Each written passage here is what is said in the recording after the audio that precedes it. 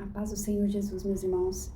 Eu estava lendo aqui Gênesis 22, o momento em que Deus pede para que Abraão sacrifique o seu único filho Isaque. Aqui diz assim, no versículo 2, então disse Deus, tome a seu filho, seu único filho, Isaque, a quem você ama, e vá para a região de Moriá, sacrifique-o ali como holocausto num dos montes que lhe indicarei. E Abraão assim o fez, pegou seu filho e o levou para sacrificá-lo em obediência a Deus. E eu fiquei pensando como ele conseguiu fazer isso. Como? Eu fiquei pensando como Abraão, sendo homem como eu e você, conseguiu obedecer a este pedido de Deus. E aqui em Hebreus, capítulo 11, versículo 17 e 18, diz assim, pela fé, ofereceu Abraão a Isaque quando foi provado. Sim, aquele que recebera a promessa, ofereceu o seu unigênito. Sendo-lhe dito, em Isaque será chamada a tua descendência. Considerou que Deus era poderoso para até dos mortos o ressuscitar. Olha só que lindo. Abraão, ele conhecia a Deus. Ele sabia que Deus tinha poder para ressuscitar. Abraão, ele não tinha a Bíblia como nós temos hoje, com tantos relatos. Mas talvez Abraão conhecia muito mais do poder de Deus do que nós, que temos aqui tantos relatos do seu poder, que temos aqui tantos milagres que Jesus fez, tantas coisas maravilhosas que Deus fez. Mas ele conhecia a Deus mais do que nós conhecemos a Deus.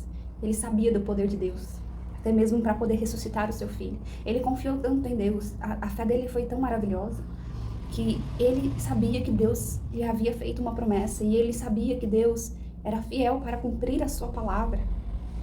Olha só quantas vezes nós sabemos dos atributos de Deus, mas nós, na prática, duvidamos desses atributos. Será que Deus mesmo é fiel com aquilo que falou? Será que Deus é mesmo leal à sua palavra? E Abraão sabia que era. E em Jeremias 9, 23 e 24 diz, assim diz o Senhor, não se glorie o sábio na sua sabedoria, nem se glorie o forte na sua força, não se glorie o rico nas suas riquezas, mas o que se gloriar, glorie-se nisto, em me conhecer e saber que eu sou o Senhor, que faço beneficência, juízo e justiça na terra. Então, irmãos, nós temos que buscar conhecer a Deus. E como fazer isso? Eu creio que a gente precisa orar mais, ler a palavra, abrir o nosso coração, sabe?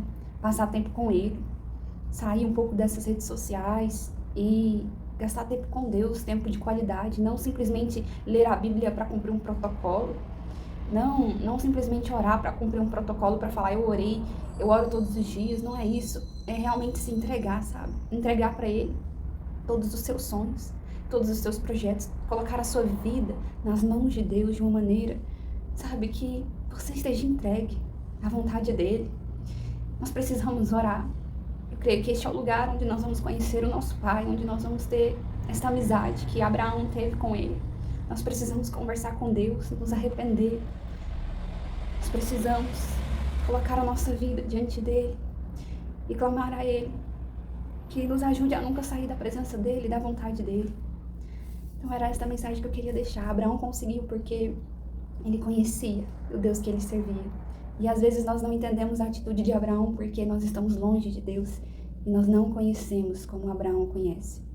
É muito fácil você ir lá na teologia e estudar os atributos de Deus e decorar a lista de atributos, mas não é isso que é conhecer a Deus. É importante você conhecer os atributos dele, mas conhecer a Deus é na intimidade, é buscando o Senhor de todo o seu coração. Que Deus te abençoe.